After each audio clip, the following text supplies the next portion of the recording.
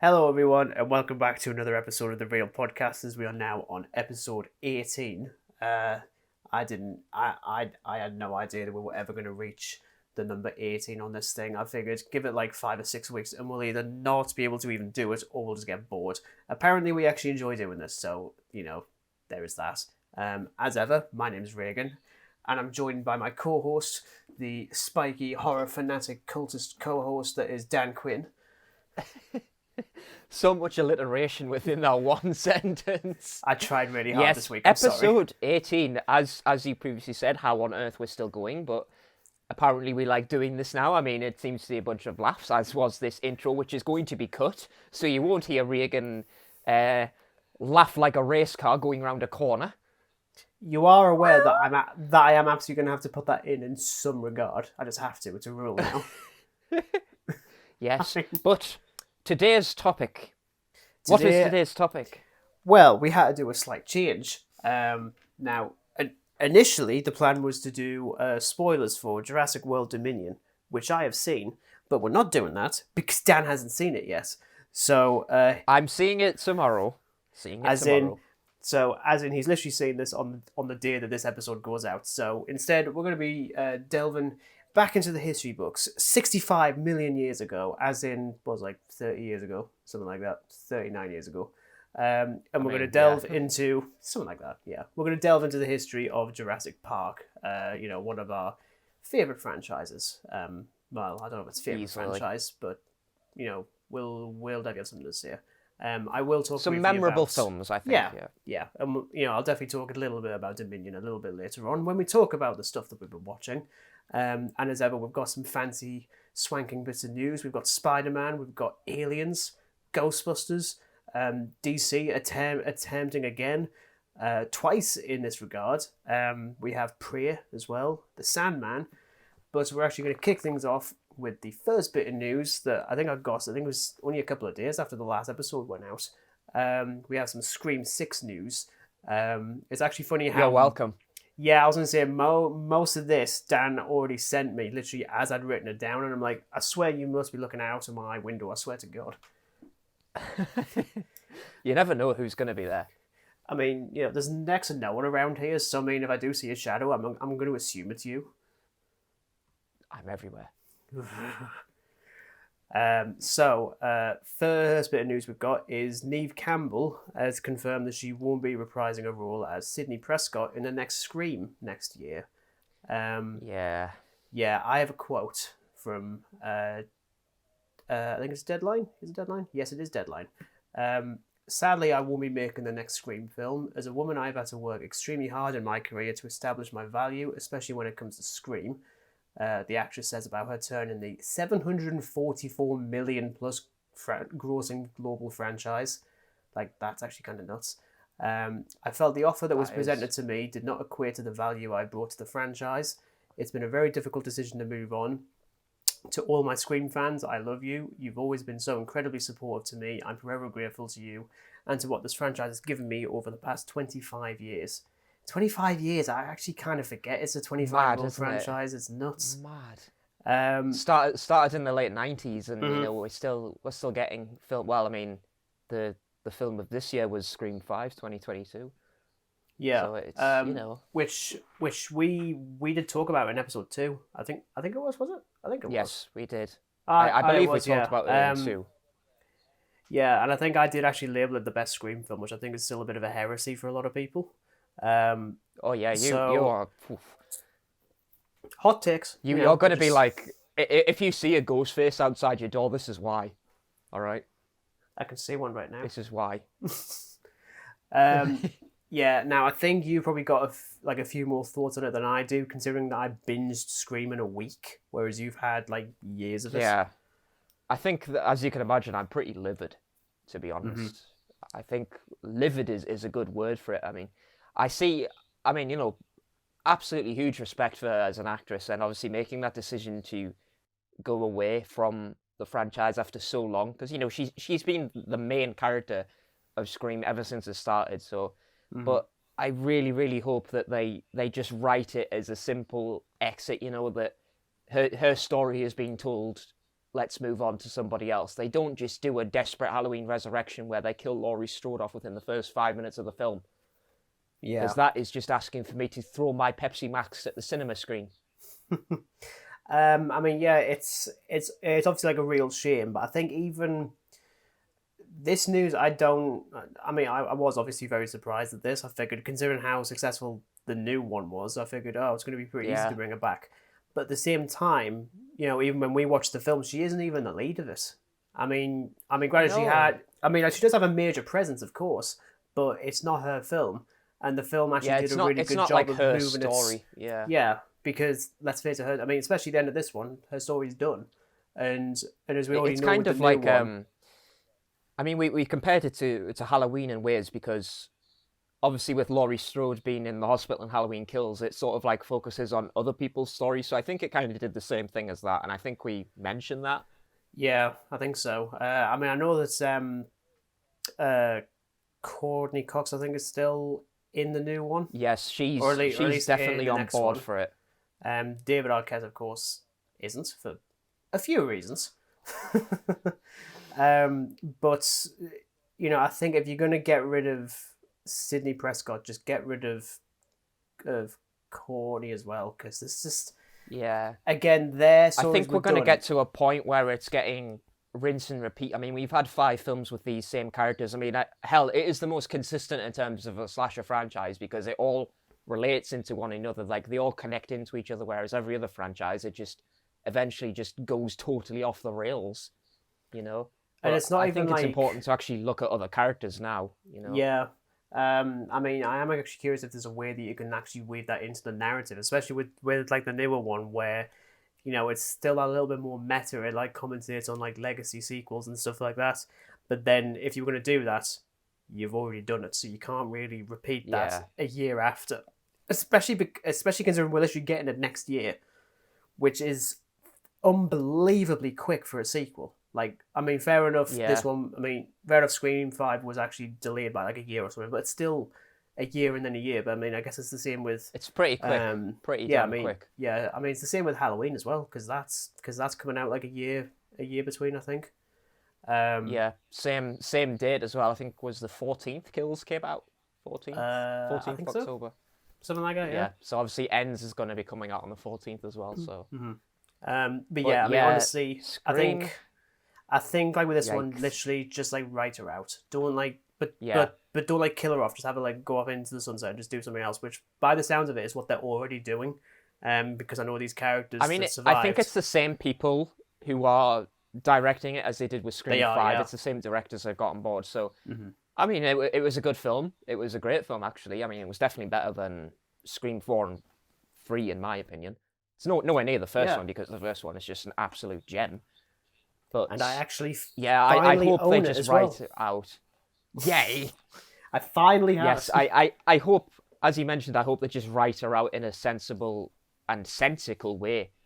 And hopefully. I think the way to do that, out of speculation, is just, her story is being told. Let's focus on someone else. They could even do it with, Dewey's death and stuff like that, because obviously Dewey was a main part of Sydney's life for like 4 of these films, so...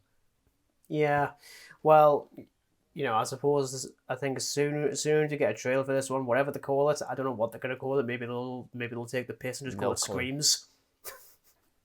All I know is, and this has intrigued me because Scream likes to reference things into it. Like obviously they mentioned like he's trying to make a sequel, all this kind of stuff, all his film knowledge. They've openly said that this is going to be a lot gorier, and if you remember the rules in Scream, that the sequel always brings up the body count and the gore. So I quite like that. And let's face it, the previous one was pretty gory, to say the least. Especially Dewey. Jesus, I was not expecting that. Yeah. Poor guy. And there's me who sat through that entire emotional journey over 5 days. Yeah, you binged. Regan binged this entire franchise within a week. It's like the only franchise I can think of where I thought, I will happily do that, assuming I'm going to like all of the Screams. I don't like them all. I think actually the second one was the weakest one. I think possibly. I can't actually. I said the third. I said Yeah, the third one. I think I actually preferred the third to the second, but I think it was just because of the third act, which I think I actually found a lot more emotionally interesting. But yeah, we will find out in 2023. I'm assuming I think it's out in March or something. I think it is next March. Something like that. Yeah, so fingers crossed they actually still get a good film. Next up, we have The Sandman. I'm gonna go with full disclosure. I've watched this trailer. I don't know what the hell it is. I've got absolutely no I idea. don't know what it is, but I'm interested in watching it. Yeah, well, I'm I mean, interested in it. yeah. So I mean, this is the adaptation of the DC comic series from Neil Gaiman of all people. I know his work mostly from Doctor Who more than anything else. When he's done like a couple of episodes there. Well, one of them is amazing. The other one is not. What episodes did he do? If you can, He name did. them or He remember did them. he did the Doctor's Wife in series 6, and then he did the Sandman episode in series 7. I think it was Nightmare in Silver or something. It's not Alright. great, but he's been openly critical about that episode, about how it changed like constantly. But you know. So this is coming straight. Well, this is coming to Netflix. I only know like a few cast members in this. I know that Jenna Coleman's in it, which I thought was pretty cool. Gwendolyn wow. Christie from Game of Thrones and Star Wars now, I guess. She's in it as Lucifer, I think. But the bit that actually intrigued me the most, and this bit of news was revealed when the trailer dropped, was that Mark Hamill is going to be voicing a character. Okay, Frickin' so it's got a Luke. pretty big, some pretty big names behind its cast then. Yeah, I mean, initially I have in the script discussion on the comics, if anything to say. I'm going to assume we have absolutely nothing to say because we haven't read them. I mean, like I haven't. No. I haven't either. This is single-handedly the most inconsequential bit of news that we've done so far in the entire podcast, because it's like, this is a thing that's happening. We haven't got anything else to say. Moving on. Moving swiftly on. Yeah, he's playing Merv Pumpkinhead or something. It's out in August if people are interested. This entire thing was entirely redundant. So really, we have like the best part of a month and a bit to maybe look into the comics just to see what this is all about. I mean, if I can find the comics cheaper, maybe I'll give like the first one a go and see what it's like. Yeah, as I say, I don't know. I know next to nothing. Much like our next bit of news, we have a full-length trailer for Prey, which is a prequel to Predator. I'm not gonna lie, I'm really looking forward to this, like a lot. I think it looks. I think am it looks considering pretty... the absolute disappointment that its previous entry was. Yeah, which I haven't seen. I'm not even gonna bother. I've seen a bit of Predators. I've seen Predator like maybe once, maybe twice. It's not like a franchise I absolutely adore, but I do really like that first film. Oh yeah, the first film is great. What It's about not Predator perfect, but 2, it's good. I like 2 because it's a little bit different, but tonally it just shifts so hugely. The problem with it is it's very like, well, they try to put in this like alien horror with like gritty street kind gang violence, and it's really like muddled up, and I see what they're trying to do with it in all honesty, and it works at parts, but you think, well, are you trying to be like this gang violence film or like a horror film? It's Yeah, it's good. well- I'd say it's good. Mm-hmm. Well, I mean, this one's directed by Dan Trachtenberg, who did 10 Cloverfield Lane. I also believe he had a hand in directing some early episodes of The Boys for Amazon Prime, which I thought was pretty good. Still need to start that. Yes, I will be talking about it later. It's fine. So I do have a bit of a synopsis because I mean, again, until this trailer dropped, I didn't know too much about it beyond it just being set in like the 1700s or something. It's set in the Comanche Nation. I think that's how you pronounce it. I do apologize if I got that entirely wrong. I probably did. So it's set in 1719. Already, I'm loving that as a setting. Yeah. The film follows Naru, a fierce and highly skilled warrior who's been raised in the shadow of some of the most legendary hunters who roam the Great Plains. So when danger threatens her camp, she sets out to protect her people. The prey she stalks and ultimately confronts turns out to be a highly evolved alien with a technologically advanced arsenal, resulting in a vicious and terrifying showdown between the two adversaries. I'm there. I'm just there. Yep. I mean, it's... I love the trailer. I mean, it captivated me instantly, and I was worried because the Predator was just an absolute flop. Mm-hmm. Yeah. So it's actually nice to see that somebody has grown a pair of Predator balls and, you know, went back and made something different. I mean, a setting like that, I don't think anything's been done like that in, like, an Alien film. Well, I mean, to be honest, I mean, even, like, the first one, this is I mean, I really hope this isn't just, like a pretty straightforward remake of that original film. Yeah, I really hope not. Yeah, and they've just kind of just like pushed like the time period a little bit further back, because it's still the same thing where you've got one technologically advanced group of warriors for their time going up against a single alien that's like, no, I'm actually far superior to you. Because you already get that with Arnold Schwarzenegger, that's still probably one of his better performances, to be honest. Oh yeah, I concur with that, considering I've watched quite a few Arnie films, and Predator is probably one of his better ones. Yeah, definitely. I still think his best performance is that zombie film he did a few years ago called Maggie. It was just like a very like restrained performance from him, which I actually appreciated more than like the gargantuan badass robot / gun-toting warrior person. Gun-toting warrior from the future. Yeah, I mean, like, it's probably a genre at this rate. But yeah, I mean, I'm definitely intrigued by this. It is actually coming straight to Disney Plus for us, which is actually quite nice. Yeah, I noticed also that. A little so bit thought, sad. yes, I don't have to sign up to Hulu. Yes. Well, I mean, obviously, I think the preference would have been in the cinema. I think it would have been really effective there. But yes, at the same time, Disney doesn't give a damn about this franchise. I'm actually surprised they're even allowing this film to even happen. It is actually quite sad as well, reading what Dan Trachtenberg had to say about when they were making it, is how they wanted to market the film with no reference to a Predator at all until it got revealed, and they're like, oh, well, never mind. That would have actually been pretty cool. Because I mean, plus you could still call it Prey, and people would have like their theories and stuff. But if you never said it until you actually sat down and watched it, but if you don't reveal the Predator, then you can just assume anything. You could assume it's like a bunch of vampires or zombies or something like that. Like, yeah, exactly. No one would assume it was Predator, but obviously with it being released as Predator, it's like, oh. But I think like, as well, some of the surprise is is instantly gone.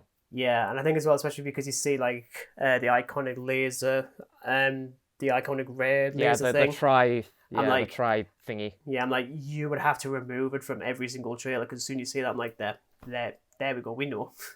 But yes, this is definitely one of my more anticipated films of this year now. As I say, it's one I didn't even know was even happening, but we are actually getting it, and I think it said it was out in August as well, so we've got that to look forward to. Yeah, August. I think it's pretty early on in August as well. Mm-hmm. So I've got that to look forward to, and I'm looking forward to it without a doubt, because as I mentioned, the Predator was just terrible. Really, it was absolutely terrible. I will probably sit through at least Predator 2 and Predators. I might get the Predator if it's like really cheap on Amazon or something. Or if it's streaming. I wouldn't recommend it. Wouldn't recommend it. But I've already watched some shit. Just stick with Predator 2 and Predators. But if you're chronically OCD like me and you have to finish a franchise, then yeah, go for it. But just don't expect much. I mean, I wouldn't say I'm chronically OCD. I just choose to be. That's how it works with me. Next up. Okay. Joker 2. Yes. Okay, we are already going to have very different opinions on this. So Todd Phillips has revealed, he revealed on Instagram a image of the title page for his Joker sequel. I believe you pronounce it as Folie à Deux, as you do. I did actually have it written down somewhere as to how it's. It translates to Madness for Two. Oh. So it's Joker, Madness for Two. So people already have their theories. Now, here's the thing, did you actually watch Joker? I can't actually remember if you did. I did, and it's one of my favourite films of all time. I absolutely loved it. I really need to rewatch it, because I think I've only seen it. I think I saw it twice. I love absolutely everything about that film. I love Joaquin Phoenix's Joker. He is like the descent into madness, the score. Everything. It is Oh, such a good film. oh yeah, the score is absolutely amazing. Like I thought it was absolutely terrific. I mean, yeah, look, I absolutely loved the film. You know, especially for a film that I thought it's not going to be good because I don't need like a Joker centered film, but it works. It works really well, especially considering the amount of like villain centric, like blockbustery stuff that we've been getting over the last few years. That's really the only one that's actually worked. I'm looking at you, Venom and Morbius. Screw that. Well, actually, and I guess the Suicide Squad as well. That actually worked. But yeah, so I mean, for me personally, as much as I liked that first film, I'm not sure how much I'd want to see a second one. I thought it was quite final by the end, or at least I for think me they're gonna. personally. If you want my honest opinion of it, like the first film ended perfectly. I saw no reason for a sequel, but unless this sequel is something totally and utterly different, I probably won't be interested in watching it. Because to me, the first film ended perfectly. Well, So I heard someone. I don't. You know. Yeah, I mean, I'd heard someone say that they might do their own version of Harley Quinn, which I thought I don't want you to do that because as much as I like don't like a lot of the DC stuff these days, one of the things I do really like and I've always liked is Margot Robbie as Harley Quinn. I Yes. wouldn't want to lose her as the character. Although she's also said that she's taking a break from that character anyway for a little bit, so they've got the option, I suppose. So people said it might be that. I also actually think it might actually be related to Bruce Wayne, considering that at the very end of the film, Joker's having like well, he's not like a vision, but he's like dreaming about Bruce Wayne being surrounded by his dead parents, as Bruce Wayne usually is, as it turns out. Poor sod. So it could be to do with that, but then I'm thinking, okay, are we actually going to get a Batman origin story and a Joker sequel? Like, I don't need that. But also, just don't give me another Batman origin story. No, because we've had quite enough of those. We've had quite enough Yes. of those origin stories. Yes, Please. I'm No. done with it. More. But no, I suppose here's the thing. I mean, because I don't know what this is going to be at all, it could be, as you say, something entirely different. And I think I'd want it to be entirely different, but then I think it risks alienating people from the previous one, because even though it is like a very different take on Joker, it still nails a lot of the major beats from the comics, minus the acid, I suppose. My other thought of it is that it does what most sequels do, where they just try to make it a direct continuation from the previous story. So it's like you're almost getting like an extra film on the film, really, if that makes sense. So I think that's one way they could do it. But obviously, this is like brand new. We don't know absolutely anything about this yet. It is also very surprising that I'm sure this is going to be the first sequel that Joaquin Phoenix has ever done, because he just doesn't do that. Yeah. Yeah, I mean, there was That's interesting. That's interesting. There's someone recently that I think I was reading up who hadn't done a single sequel to anything until more recently, and I can't remember what it was. I'll probably think about it later. But yeah, I think this is out maybe in 2024. I think that's a number I've seen somewhere. If there is one, I don't know. I mean, obviously they haven't even started filming; they've just written a draft. It's more or less just a draft, and it's like, oh, sequel's on its way, boys. I'm fair to as well. I think it was the most profitable comic book film of all time as well, because it had a budget. I remember reading something about that. It was the most profitable comic book like adaptation of Joker. Because it was. And there was no wonder, because it was an absolutely impeccable film. It's still one of my all-time favorite films, actually. Oh yeah, I must rewatch it because it is absolutely fantastic. Honestly, we'll definitely find a time and we'll probably find a way to talk about it at some point. Maybe once we get some more proper announcements for Joker Madness for 2, as I'm now just going to call it, because I'm just going to butcher the pronunciation of it. Yes. Yeah, I'm going to do that again. Now I'm not going to mispronounce the next one. Black Adam has a trailer. Our first proper look at this critically acclaimed masterpiece from the future. Look, I'm sorry. I think it looks like crap. I don't. This looks like the most generic cookie cutter superhero film I've seen in a long time. And that's saying a lot for The Rock. Yeah, I honestly felt the same. It looked a bit generic. In all fairness, There's actually one you're bit not I bringing couldn't. anything exciting to the character of Black Adam. It just looks pretty damn generic. Well, not because. Well, especially considering that all of his powers are just from Shazam. So Yeah, we're just it may as seeing. well literally just be like another like thing of Shazam. Mhm. But I wouldn't care. Like I you may mean, as well have Shazam and then like underneath like Black Adam or something like that. Like that would surely make more sense rather than just try make a story about this character who we have not been introduced to in the slightest way possible. You're doing a Marvel with Eternals. Stop. what? Well, here's the thing. Would you like to know what year it was when there were rumors floating around that The Rock was going to be Black Adam? I have a think this is like maybe years worth of. I'm gonna guess like maybe 4 or 5 years 2007. longer. 2007. Okay, well I was way off. Yeah, 2007. There were rumors that he was going to do it, and then 2014 it was officially announced, and now here we are in 2022. And when's it coming out? Black Adam, isn't it August? October. Yeah. October. So we're getting that in October, and I think and then we're getting the other Shazam in December. What's the other Shazam called? Is it Fury of the Gods or something? Yes. Or am I getting that mixed up with Yeah. something? Fury of the Gods, right? Okay. Yeah. I actually got something right. Yeah. That's not usually common for me. Yeah. So apparently Black Adam is it's about so nearly 5,000 years ago, after he was bestowed with the almighty powers of the Egyptian gods and imprisoned just as quickly. This actually sounds like the Mummy. I'm actually just thinking that it is literally the Mummy with bigger muscles. But then the Rock but then the Rock was in the Mummy Returns. This is actually a spin-off.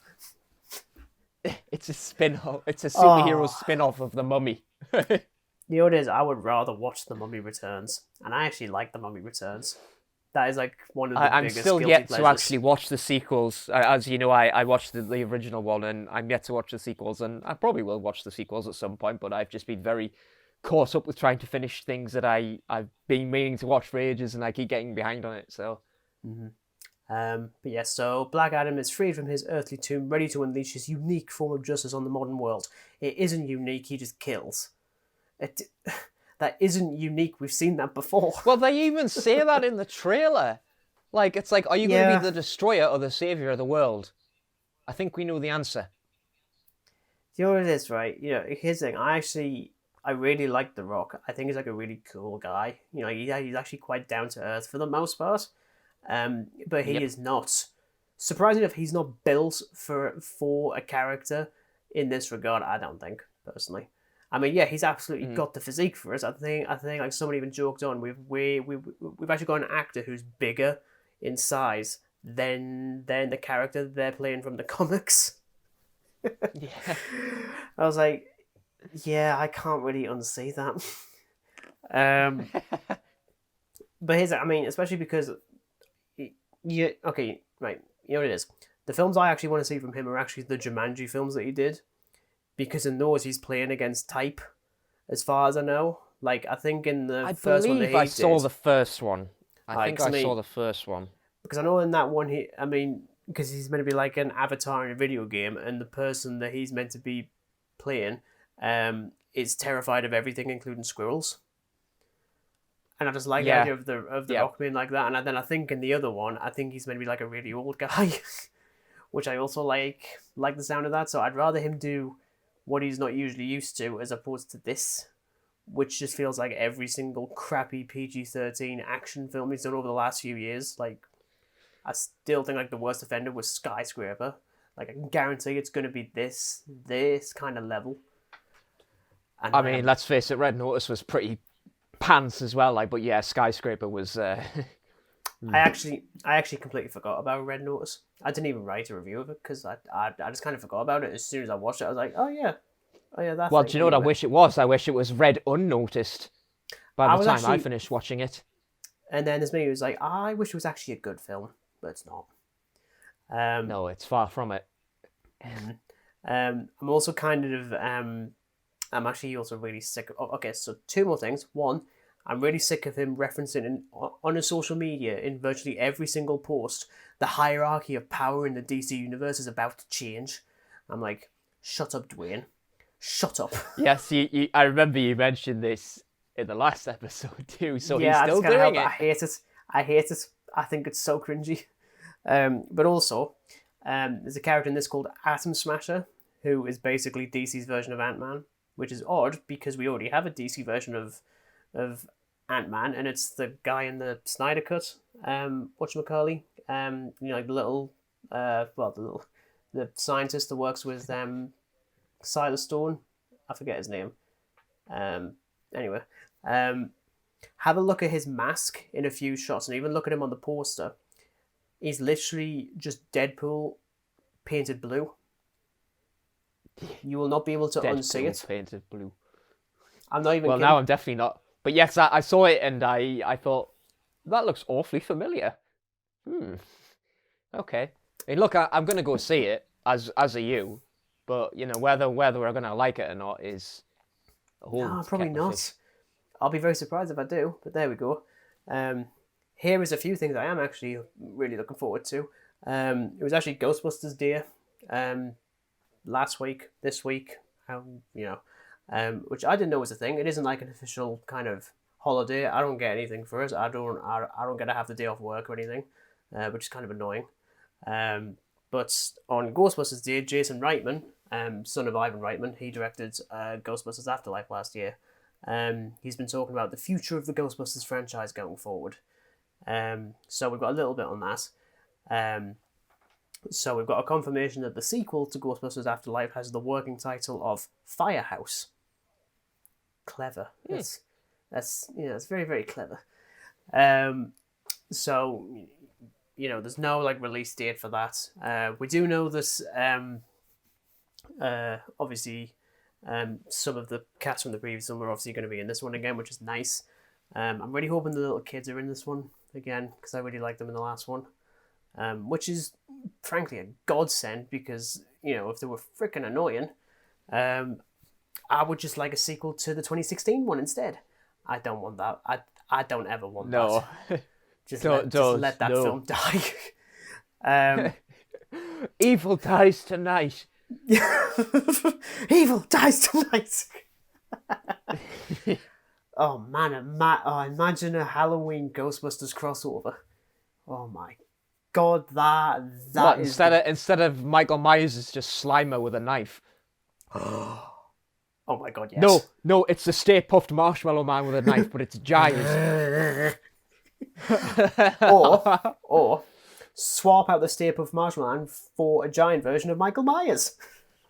Oh God. Well, now we're gonna have somebody dress up as Dr. Loomis and say the iconic lines. It's like, this giant Michael Myers just stood in the middle of New York's road, and Dr. Loomis is just like, Michael, no more killing. Please, let these people live in peace. And then all you hear is, But the question is he going to have a tiny knife or a massive knife? Well, I mean, it would just look really strange if he had a little Lego knife. Well, in fairness, this entire image that's in my head is already looking silly. Yeah, I mean, to be honest, it's pretty questionable as it is, so... But anyway... moving on. Yeah, moving on. We are getting an animated feature film set in the Ghostbusters universe as well. And we're also getting an animated series which is coming to Netflix, which, again, we know very little about. Look... Honestly, I mean, for one, I still need to rewatch Ghostbusters Afterlife. I've only seen it once, and I've got it up there somewhere. I still haven't seen it. I'd be curious. I mean, I do still like the movie. I'm itching to see it, and I still haven't blummin' seen it. Yeah, I definitely want to give it a rewatch because I know I liked it quite a bit up until the final 10 minutes. I just really hope it's not like what it's been like now with Doctor Strange, where the more I think about it, the less I like it. I've even been looking at my ranking for the MCU. And Doctor Strange is lowering every single time I look at it. The more you rewatch it, the worse it's gonna go down. Yeah. Oh well, actually, Doctor Strange is out on Disney Plus on the 22nd of June or something. I think it's the 22nd. If anyone cares. Yes. I don't. Yeah, that's. whatever. I'm pretty sure it's June 22nd, but I'll be rewatching it. But yeah, whether I'm scared to watch it because I do like it, as I mentioned in the previous episode when we talked about Doctor Strange in full depth. Obviously, go listen to that if you haven't already. Hear our thoughts on it. So, but yeah, I think if I rewatch it, and the more I rewatch it, it's just going to be like one of those films where the less I like it. I mean, a good example of that from the MCU is Captain Marvel. The more I watch that, the more I hate it. That is actually going to come up in conversation in a little bit. Yes, it is. Yes, it is. Indeed, it is. But yes, so we've got some Ghostbusters stuff. We've also got a new Aliens game, which I didn't know was a thing. Do you not actually know about this? Okay. No, indulge me. I'm going to be completely honest. I think it looks like shit. Sorry. It looks like shit. Well, okay, that was just like a blunt first impression. You're really selling this idea to me, Regan.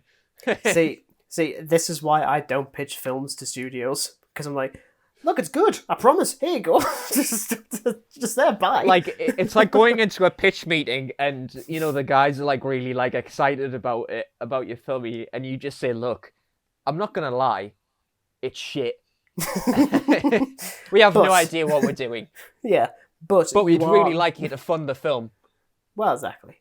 So this is a game called Aliens Dark Descent. And it's coming next year. Descent. Yeah. So is there much detail about the game? Or is it just sort of like new Aliens game coming out? Woohoo. It does that. Well, the trailer does that thing where there is gameplay, but 98% of it is just like a pre-rendered cinematic kind of thing, so you don't really know anything. Yep. And then they do that bit, then the title's revealed at the end, and then you get 2 quick shots of gameplay. There's a good reason as to why you get 2 quick shots of gameplay, because it's actually a top-down strategy game that looks like something I'd expect to see on the fucking App Store.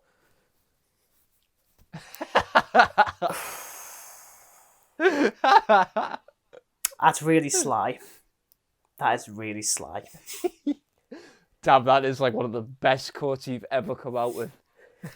It looks like something you'd find in the fucking App Store.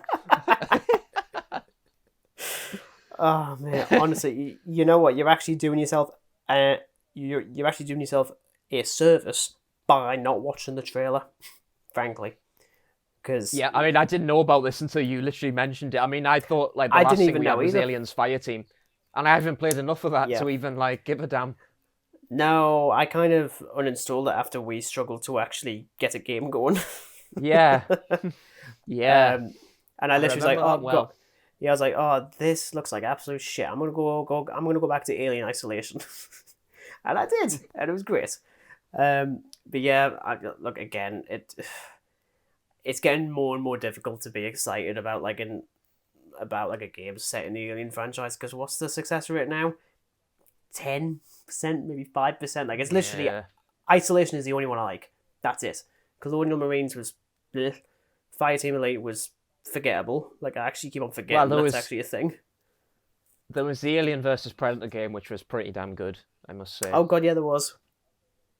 Yeah, that's pretty good. Definitely better than Colonial Marines, because let's face it, that thing was just a bit of a... Yeah.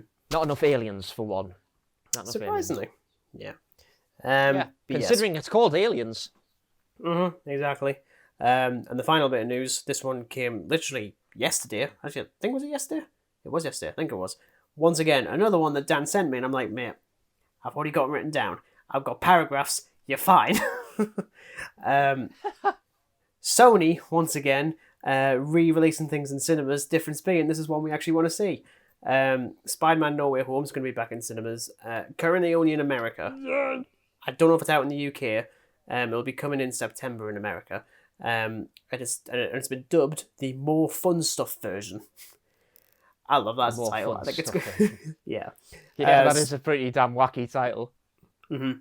So obviously we're going to be getting some additional scenes, some deleted stuff, because while I haven't actually rewatched the film since getting it on Blu-ray, as far as I'm aware, there's no deleted scenes, which is quite surprising. So I believe the deleted stuff's going to be on there. You do see a brief snippet of some new stuff in the brief little trailer that they did. You see a little bit more of Andrew Garfield talking in that moment when all three spiders are talking on the Statue of Liberty. So we're going to be getting an extended version of that.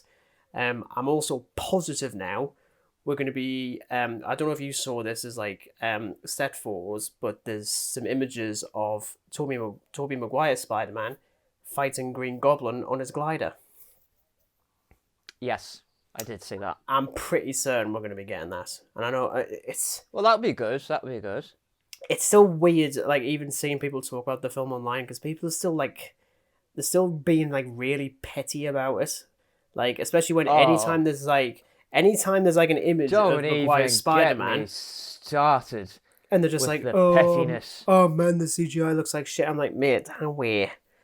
Like, it is nothing but a fan film. Well, how about this, Gary, from whatever critic thing you come from? How about you just don't bother and let people actually enjoy it? No one cares. Fascinating thing is though, is the fact that people aren't actually criticizing like the plot or the characters. They're complaining about the CGI. So I mean, clearly the stuff that's the most important is fine. So shut up. I mean, yeah, fair enough. I'm not going to say you're not allowed to criticize it. I mean, how are you? But yeah, I mean, let's face it. We live in a world where everything's criticized nowadays. Mm-hmm. I just really hope this isn't like what happened with Avengers Endgame when that got re-released briefly and they had a deleted scene of the Hulk spliced into the end credits, and it was a previs version, so it's not even finished, and they just add it on, and then I think they put in the trailer for Far From Home, and I was like, what the hell is this? Like, are you really expecting that we're gonna like show up in our millions to see this? Like, no. And the screenshots of it looks, well, obviously it's previs, so it looks like crap. But if it was finished, it might look alright, to be honest. But yeah. But yes, that is it. That is the news. Plenty of news this week. And some actual video game stuff, which, you know, we're kind of like, we're missing out on that quite a bit. So I'm trying to add that more in, mostly for one of our listeners, John, because he's a big gamer, and I know he likes hearing us talk about video games. So you're welcome, John, I suppose. Hi, John. So now we're going to move swiftly on to the motion pictures that Dan has been subjecting himself to as if it's like torture. Well, I can just say safely I've actually not watched any crap, and that is pretty uncommon. Allegedly. Because usually there's something on there that's pretty damn crap. Allegedly. So, Monday, I finally finished Cursed Films on Shudder. It's taken me freaking forever, but I finally finished it. Smashing. And this was season 2, so the first episode was The Wizard of Oz from 1939. Now, you're probably wondering, how can a happy film like The Wizard of Oz be cursed? Isn't it because, like, Judy Garland was, like, losing her shit behind the scenes? Wasn't she, like... Yes! Wasn't she, like, resorting to smoking a lot and stuff like that? Well, Judy Garland has a point to play in that. Basically, the main thing everyone thinks of The Curse of Wizard of Oz is the Munchkin hanging himself, which is a total hoax, by the way. Yeah, did you not know this? Do you know what it is? I'm actively trying to think how much of The Wizard of Oz I've actually seen. I don't even think I've not seen the full thing. I know that. There is a scene when the Tin Man, Scarecrow, Dorothy, and the Lion are walking down the Rainbow Road, and in the background, there is like this shape that comes in, and it starts to swing. And then there was this conspiracy that one of the Munchkins was so depressed that he hung himself from the lightning rig. And he's shown in the film. And yeah, and there is like this whole thing of you can't see this unless you have the original VHS tape. And it's nothing but a hoax. It was a bird. It just looks like it. It was a bird. It's literally been debunked thousands of times that it was a bird. Yeah. But yes, there was also the original actor who played the Tin Man. Because of, well, for the time it's made in, obviously safety was very different back then to what it is now. The Tin Man's paint was lead paint. Oh, gee, very hazardous. Really? Oh, yeah, very hazardous stuff. So obviously he got very sick from that. There was also various other things involving the Munchkins. There was this whole thing that they stayed in a hotel, had orgies, just caused chaos. And that was all through the actor Judy Garland. She went on a talk show and said that they were like the troublesome group of the production. So honestly, it was madness, like, listening to all this stuff, but none of this happened. Like, there were interviews with, like, the people who played the Munchkins, and they just got furious when, like, it was mentioned. It's like, it's like bullshit, you know? It's a crock of shit. I thought, oh my God. But yeah, it was really weird with the hanging Munchkin, because I thought, that is so dark. Yeah, definitely. And then it turns out that it's a hoax. But, like, there was this whole thing of, like, you have to own the original tape to actually see it. But it's not actually a person hanging, it's a bird. Yeah. So after that was Tuesday. The Bay 2012. So this is one Shudder. This is like a found footage thing. Terrible. Okay, this has got to be one of the most disgusting films I've ever watched. And I mean that, like, it involves basically this concept of chemicals and stuff going into the bay and contaminating the water and parasites, things, and these parasites infect people, and it is really graphic. It's pretty disgusting, and I love it. Does it turn them into zombies or anything? Oh no, like the parasites eat them from the inside out, and it is pretty damn gnarly. Oh, beautiful. It's not a superb film in my own opinion, because I found it a bit sloggy at times. Like, there was times where it just went on for a bit too long, but it's pretty good. And I must say, I remember one distinct scene. So I must have seen this when I was a kid, but as far as I know, the rest of the film I never saw. But there was a scene where the protagonist attempts to escape in a police car, and there's like this infected person in the backseat who tries to get help, and she just loses her. She basically loses her mind and just starts smashing her head against the dashboard. I'm like, oh, beautiful. Okay. Now this was Rosemary's Baby, Cursed Films. Yeah, I have seen the original film. Actually, no, I have. No, actually, I'm not sure if I have. I think I might be mixing it up with. It's by Roman I think Polanski. I might be mixing. Okay, I think I'm actually mixing it up 1968. with Whatever Happened to Baby Jane. I think it was that one I watched. Yeah. Yeah. Okay, fair enough. Never mind. Ignore me. Well, I haven't seen the film yet, but Rosemary's Baby is basically a bunch of Satanists who get there's basically this whole idea that Rosemary becomes impregnated with the son of Satan kind of thing. Okay, I definitely haven't watched it. I mean, but the whole, like, I mean, there's a lot of interviews with, like, what went wrong on the sets, you know, like, the place it was filmed at was where John Lennon was killed. It's like, how really? Lovely. Oh yeah, it was God. the same hotel. It was filmed in the same hotel John Lennon was shot outside of. What? Wait. So it went something into like was this made after his death or before? Well, I have no idea when John Lennon died, so I'm assuming it was after. I can't actually remember when it was. Actually, no. Beatles split up in. Was it not the 90s? In the 70s. The 70s. No, I'm pretty sure it was the 70s, but yeah, it was maybe before that. But he was killed outside of that hotel where it was filmed. Right. Spooky. But yeah, it's really interesting. I'm definitely going to be watching the film at some point. Now, probably one of the shortest things I've ever watched was a film on Channel 4's. I can't remember what it's called. It's basic. Channel 4 have this thing on YouTube where it's dedicated to amazing short films that have, like, the most creativity. So it's a thing that Channel 4 do. Oh, okay. And they have a YouTube channel where they upload, like, the most creative short films. And one I came across was a thing called Benefits. And it basically tells the story of this character who is on benefits within the UK in a dystopian future. And he goes to this, like, kiosk, but the kiosk is like a job centre. And it is so relevant because, like, it gives you all the attitude of what it is like being on that system now. So seeing it in the dystopian future, like, it's all with technology, you know, like, you have to apply for this many jobs and things like this. Money gets taken off you, that thing. It's only 5 minutes long, but it is really, really quite an incredible piece of film. Okay. And I was really impressed with it because I think it relates to me a little bit more because I know people who have been in that system.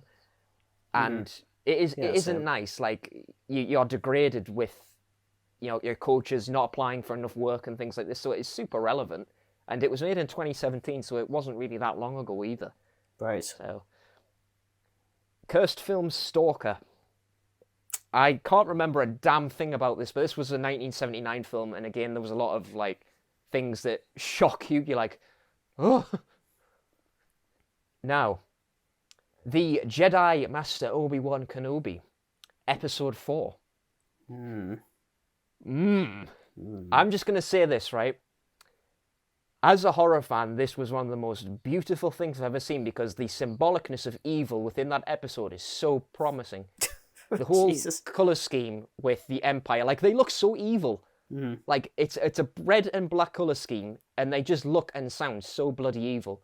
It has an evil setting. I mean, it's set on Mustafar as well, you know, where Anakin lost a few of his limbs. Well, the bases anyway. No, it's not. Well, I think it's in the Mustafar system, but I don't think it's actually on Mustafar because I know its castle is. But I mean, I know that's setting from that Jedi Fallen Order. That's that. Yeah. I mean. So that, it is the Mustafar system, but Mustafar is where Anakin lost a few limbs. Yeah, oh dear, failed a little bit.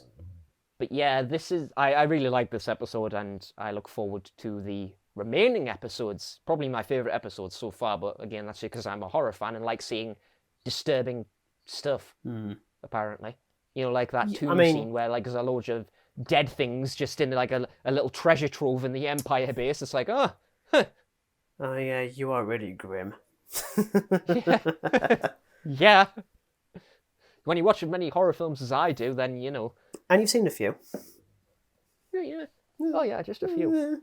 Cursed Films: The Serpent and the Rainbow from 1988. So this is a Wes Craven film, and it's basically a voodoo-themed film set in Haiti. This was really, really shocking. So, one of the original writer for the thing was convinced he was possessed, and the crew were convinced he was possessed by voodoo spells. Because he stood outside of Wes Craven's door, smoking cigarettes, putting them in a circle, telling him he couldn't do it anymore. So they sent him home. Stuck bollock naked as well. Stuck bollock naked, yeah. I was like, okay. Oh, okay, that. Yeah. Don't mess with voodoo. But then there was this whole thing of, well, you know, because they're making a film about voodoo, it's obviously offended somebody, so somebody put a spell on him because they didn't like the way it was done or shown. Right. Now, Curse Films Cannibal Holocaust, the most controversial film to ever exist. Would you like to know something? 1980. Interviews the director of the film for one, and this was interesting as hell. I have no interest in watching it because that is bleak. I actually own it up there. I own the damn film. And I know because I saw you buy it. Yeah, you did. And I still haven't watched it. In HMV. Why HMV are selling such horrors, I don't know. Because but yes, this is a very grim film audience. This is a very exploitive film. There are a lot of really nasty stuff that happens in this film. There are rape scenes. There are actual live animal killings. It is a pretty bleak film, and the director I believe he was actually imprisoned for this film. I think he was arrested. I don't know if he was in prison, but I know he was arrested for manslaughter because of the death scenes in it that looked about as real as it gets, but it wasn't actually real. It was still just acting. It was something involving the actual killing of animals that he basically was not allowed to do anything with animals or something like that. I remember him speaking about that he had like some order against like with animals in films and things, because obviously the animals in the film were killed and there were real animals killed. But he made an interesting point that, you know, like people kicked off about it so much, but yet like we as like people who eat meat, we see cattle get butchered. That's fine. We see all this stuff. We eat stuff like this. So why is it so shocking in this film? But I think it's simply because of the time it was made in. You know, it was a time where the slasher films were it was about just making the goriest, nastiest film you possibly could. Yeah. And he done that. The director done that. Oh, yeah, you won. He's made the most gruesome, disgusting, gnarliest piece of film ever. And there's not much to really say on that. Thursday, Miss Marvel Episode 1. I actually thought this was going to be a lot later in June. It turns out that it just popped up. Was pretty early in June. Yeah, it just popped up. I'm not gonna lie, I was actually dreading it. I like it because it's a bit more fun, but it's very teenager aged, like directed towards them, I think. I still like it. I mean, hell, I'm invested in it. It hooked me. Yeah. And there's like a little 5-minute documentary called Fan's Guide to Miss Marvel, and basically just talks about like the process of it. And there's even a mention that there is going to be Miss Marvel in the new Captain Marvel film when that is eventually announced. Mm-hmm. So there's something with Brie Larson in that, obviously. So fingers crossed. Now, Child's Play 3, 1991. Not seen any of them. Sorry. Chucky returns from his very melted state in Child's Play 2 to basically just murder Andy in military school. Doesn't happen, obviously. Chucky just gets his ass kicked yet again. Obviously. Yep. Because he's a fucking failure. Now, I think I mentioned this in the last episode that I was going to watch the Mad Max films because they're now all on Prime except Fury Road. Oh, right, okay. Which you have to buy or rent. It's just the original ones that are on there. So that's 1, 2, and Beyond Thunderdome. Right. So the first Mad Max film I watched from 1979. Mel Gibson plays Mad Max. I did not realise this at all. Really? You didn't know that? I didn't. I was like, he looks so familiar. And then I paused it and looked at like the little cast bar that comes on when you pause it, and it said Mel Gibson Max. I was like, huh. Yeah, I really like. I like it, but I don't think it's perfect because I had a little hard time believing that it was totally and utterly dystopian. Because let's face it, it isn't. Really, there's not enough there to suggest it's completely and utterly dystopian. Like, sure, there's a sense of it, but you go past like a gas station that just looks like every other gas station. As you do. The second one is apparently a lot better. So I'm looking forward to that. But yes, I liked it. I did like it. It's a pretty good film. I would recommend you watch it. Has some terrific action sequences, and as somebody who doesn't really watch stuff like this because he's totally consumed by horror. I agree. But yes, it is pretty good. Pretty good. Now. Shudder. Alligator from 1980. By far the best alligator horror film that's out there. Changed my mind. Crawl. Better than Crawl. Wow! The balls on you. Wow! It is really good, and it captivated me because there is this absolutely... Well, I won't spoil it, but essentially the plot is this little girl goes to like a fun fair and there's baby alligators for sale, and she gets one.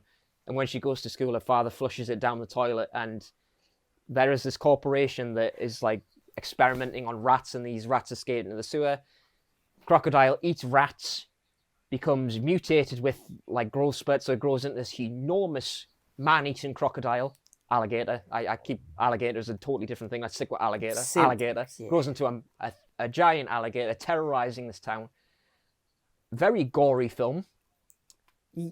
So that urban legend thing of flushing your alligator down the toilet, does that come from this film, or is the film inspired by the urban legend? It could be that it's quite.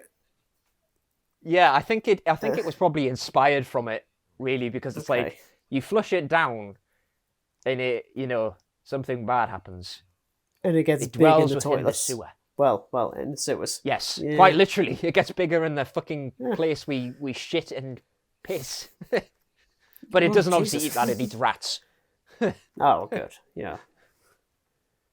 Scientifically experimented on rats, but there was a terrific scene where these kids are on like a corner street playing baseball, and there's like a rumbling, and all of a sudden this alligator just bursts out from like the sewer duct sort of thing. I don't know what you really call it. It's sort of like a drain, but I'm gonna have to cough. It's okay. There is like a sewer drain thing, and it just bursts out and it looks absolutely terrific. And I tell you what, I was worried because when I usually see like a killer crocodile flick, it usually involves terrible CGI, and it honestly wasn't.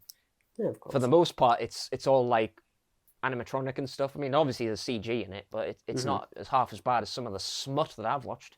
And you have watched some absolute smut.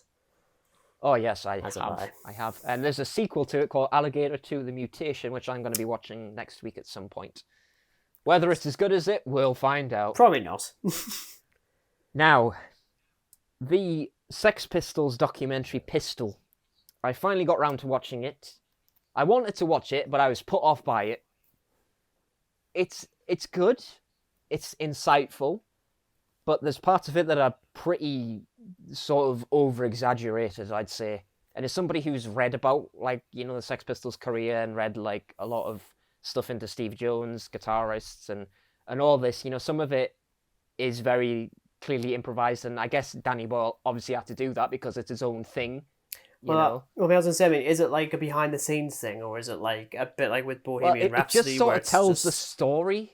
It just tells the story of how these youths formed like the most prolific punk band ever. So obviously these actors are playing the roles of the characters who were the Sex Pistols. So you obviously had the bassist, the vocalist and all this.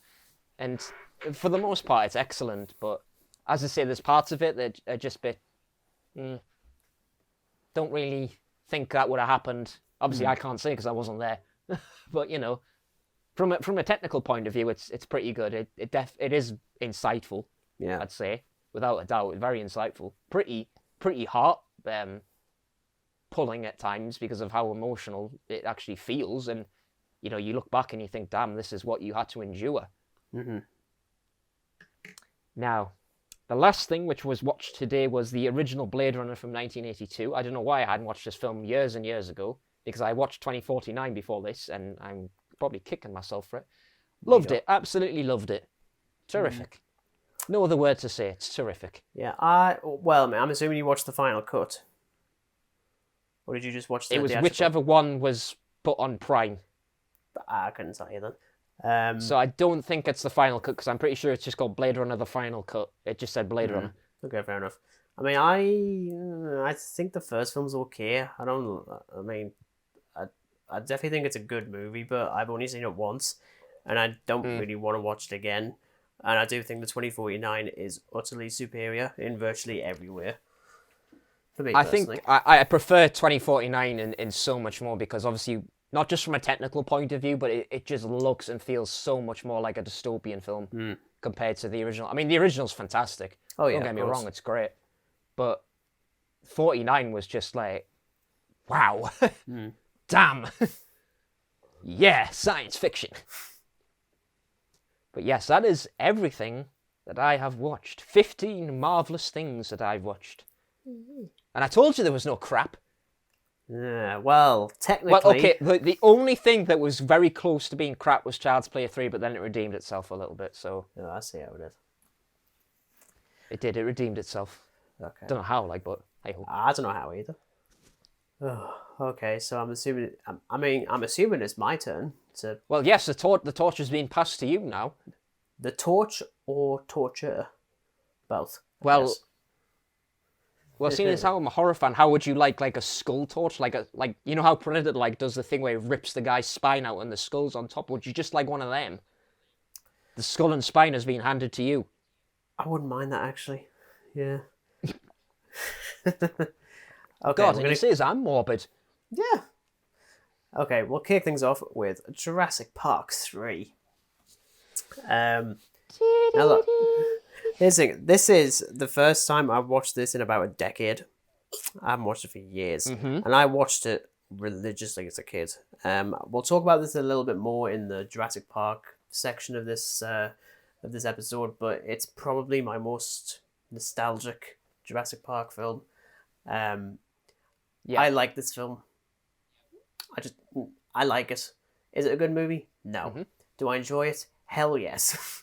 I mean, look, it's quick. I tell you what, it is becoming a guilty pleasure to me. It's becoming quite a guilty pleasure. There's enough in there I like. I mean, Sam Neill saves virtually every single scene he's in. What, you mean Alan. Oh, you know what it is? Yeah, okay, look, fair enough. It isn't very good. But even the Spinosaurus I love. I know people heavily criticize the fact it feels dude. more like a machine than an actual dinosaur, but I'm actually going to come out and say I think that's by design, because the T-Rex is meant to feel like a proper animal. This is meant to feel like an absolute monstrosity deliberately, because it's Yeah. going to kill off the T-Rex in less than a minute. Fuck off. Yeah. I love that scene. I think it's great. I think it's absolutely spot on. I don't care. I really like it, and I really wish they'd do more with the Spinosaurus in the future. Yeah. Oh my gosh. And we're obviously going to be talking about Jurassic Park 3 and Jurassic Park World as a whole very later on, once Regan has talked about his many watches, so stay tuned for it, obviously. Shut up, many watches. Next up, Obi-Wan Kenobi, Episode 4. It's interesting that you call this one your favourite episode. I actually think this is the weakest. Blasphemy! I'm not going to lie, I found myself... I mean, look, I still enjoyed it, but this is the closest the show's come to feeling like filler.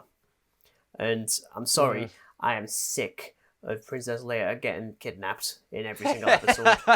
That's just what it is. It seems to just be a common thing. Like, for God's sake, Obi-Wan, will you put her on a leash? She's just getting herself into trouble. What about the child on the leash? Obviously, there's the bit at the end with Darth Vader when he just waltzes in, he's whistling along, and then he starts force choking. What's her name? I've forgotten her name again. I'm sorry. I don't care for this character. I really don't. I love the performance. You know, they're giving everything to it. Was it Moses Ingram? Describe it, and I might be able to. It's the Inquisitor who's got all like the anger issues. Reva. There you go. Reva. Third sister. Yeah, third or second. I don't know which one. I just don't find her very. I think as well, actually. I think Disney's actually at fault for doing this again. I'm getting sick of them having their villains not be very threatening, even to a little kid. When the kid isn't scared, you've ruined it entirely. And I actually think that it would have been better off if Leia was actually scared of this person, and then I would have actually felt something. I didn't get it here. I think as well, and I mean, I'm not nearly as vocal about it as other people are, but we've only had 2, maybe 3 shots of Hayden Christensen in this entire series. I know it's not meant to be a Darth Vader series, it's meant to be Obi-Wan Kenobi, that's fine. But if you're going to have him in the marketing for this constantly and have him in like interviews and stuff like that, where he seems like he's really enjoying talking about the character again, and we've got 2 episodes left, and that's it. Yeah. Like, I also actually read, this is actually more in relation to the previous episode of Obi-Wan Kenobi. There's a good reason as to why Darth Vader sounds as young as he does in this. You okay? I'm good. Yep. You're good. Yeah. No, the reason he sounds like he's from 1977 is because they're using the same technology that they did with Luke Skywalker in the Book of Boba Fett, where they're using AI. And I'm just like, I don't like that. I don't like this new form of acting, because it's not really acting, it's just... I can see where you're coming from. I can see where you're coming from, in all fairness. I definitely feel the same way about the third sister and Leia. I mean, like, you're meant to be this terrifying Inquisitor, and you can't even scare her. What, is she, like, 7 or something? 10. 10. She's a 10-year-old. You can't even scare a 10-year-old. Yeah. Comes to something where her little robot is just like, deal with it. Yeah. Nah, I would. You know, it definitely disappointed me. As did Ms. Marvel, episode 1. I thought this was very... Oh, come on. Like, here's the thing. Like, it's God, fine. you just hate things. No, okay, seriously. What did it for you? What did it for you? It feels very familiar. Like the family drama I've seen 65 million times, and anyone has seen it if they've ever watched a film. Obviously, I think given the subject matter, I mean, you know, I get it's like really important and stuff like that. but I'd still like it to be compelling, and I don't find it very compelling. In fact, there's that bit when, I think it's a dad. I don't even know. I think it's a dad that walks into a bedroom and he's dressed like the Hulk, and Yes. I just stopped looking. I was like, this is trying to be funny, and I find it really just unbelievably cringy. And no offense, Yeah. after watching The Boys, Okay, I can see where you come from for that. Yeah. But I think after watching The Boys for 3 seasons, them doing their own version of like a Comic-Con with Avengers, they have absolutely no idea. And I haven't even been to a Comic-Con, and I can tell you now, this is not what it would be like. There's also quite a few bits where it feels like it's trying to do like Edgar Wright, especially with Baby Driver, when there's text on like murals and like walls and stuff in one scene when I two thought it was characters are texting. very Edgar Wright there, but I thought like there's a difference between like a loving tribute sort of, and let's just do that because people seem to like that. It just didn't really have much of an identity, and if I'm completely honest, I find it difficult to really root for a character who's a massive fan of a superhero that I don't like.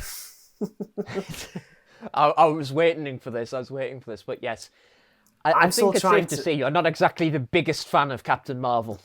No, I mean, like, it's no longer the worst MCU film, so pros to that.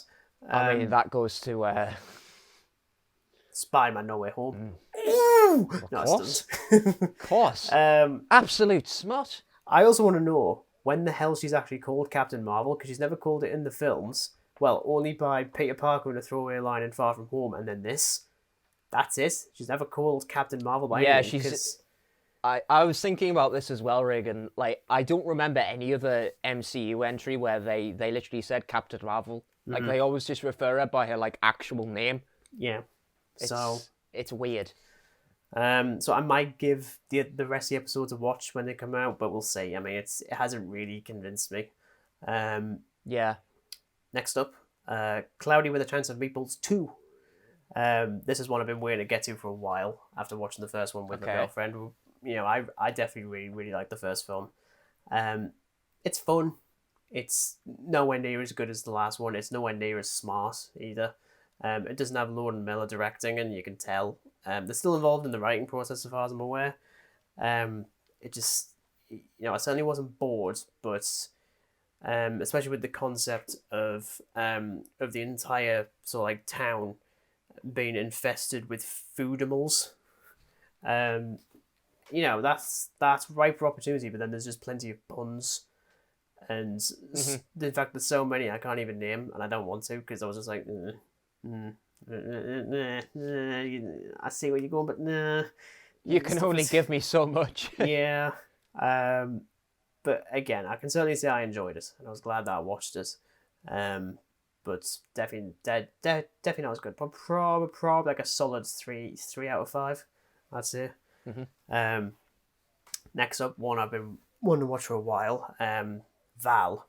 That's the Val Kilmer documentary that's now finally available to watch on Amazon Prime. Well, you can rent it. This one was just heartbreaking, to be honest. I mean, I haven't watched it, but I've heard it's pretty damn hard hitting. Well, here's the thing, I didn't realize how few films I've seen from him. I think it is literally Top Gun and Batman Forever, and I think that's about it. Batman Forever? Yeah, he's Batman. Oh, are you kidding me? Dude, Batman Forever was absolute torture for me, so it's no wonder. Batman Forever is better than Batman Returns. Right. It just is. I'm sorry. It just right. Is. Yes, right. I am. I am right. Thank you. But no, it's just like I didn't even know about his battle with cancer and the loss of his voice until this documentary started doing it. I had absolutely no idea. And you can see him talking, and it's like, it's so horrifying to listen to. I mean, not horrifying. I don't want to make it sound like he's like, like a monster or something, because he's not. Yeah. It's just so hard to watch. And there's a bit Because when... I mean, he must clearly struggle. And I think as an audience, when you see someone like that struggling, you can't help but feel for them. Yeah, it doesn't sound like him at all. Yeah. There's a point when he's at a Comic-Con and he's signing forwards himself from Top Gun and Batman Forever, and he has to stop because then he talks about how, because I mean, not only is he like feeling like, you know, like feeling a lot of pain, he's also like talking about how when he's signing all this, it's like he's signing photos of his old life away, as if those are the only things that people care about now. They don't care about anything else. I'm like, that's actually... It really shines a light. Heartbreaking. Yeah, I mean, it shines a light on celebrity culture, which I've always despised anyway. Yes. And this really goes into it. You do hear his new voice, because that's done through artificial intelligence. But I think the bit that I didn't realise, there's a narration over it where it's in the first person and he's like talking about his life. It's actually his son that's talking, and he sounds completely identical to the way he did in the 1980s or 90s. It was great. I'm pretty certain it was directed by him as well. But yeah, definitely give it a watch if you get a chance. It's absolutely... Yeah, I think I'm going to, even if it is pretty hard hitting, because I mean, even like the cursed film stuff was pretty hard at times. I mean, I thought, oh my god, you know. Next one. Come on.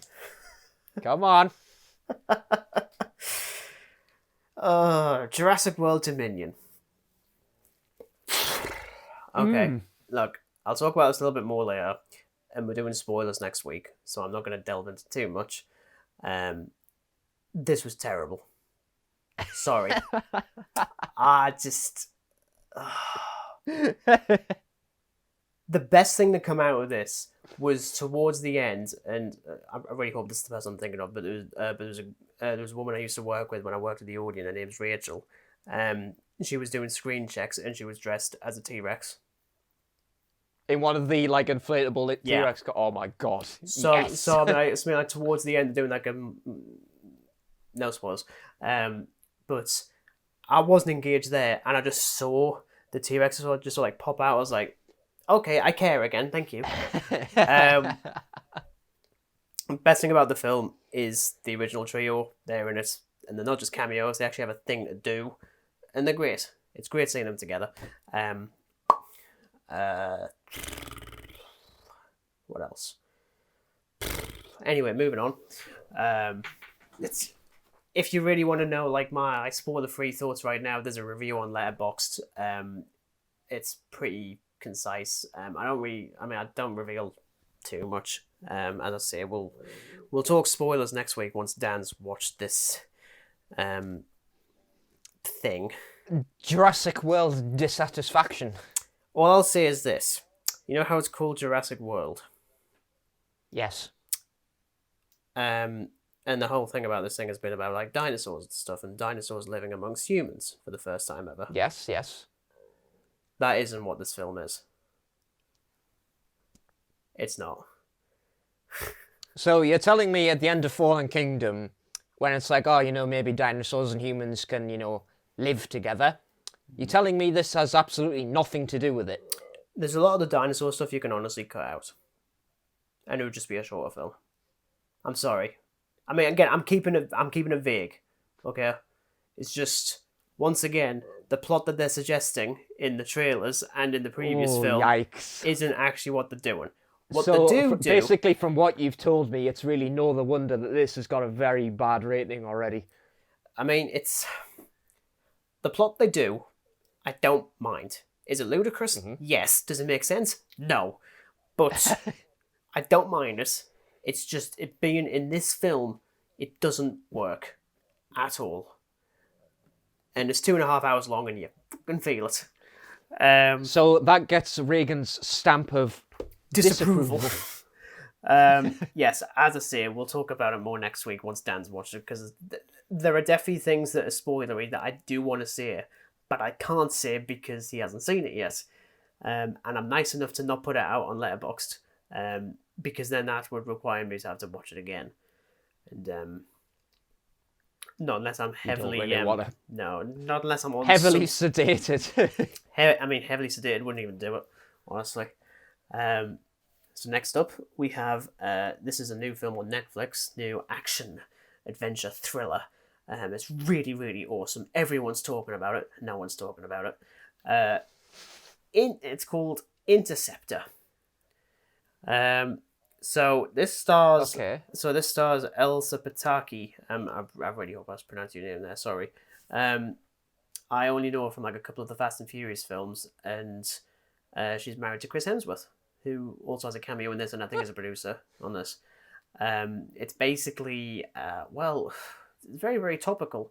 The Russians are threatening to shoot off some nukes, and we've got like 90 minutes to stop them.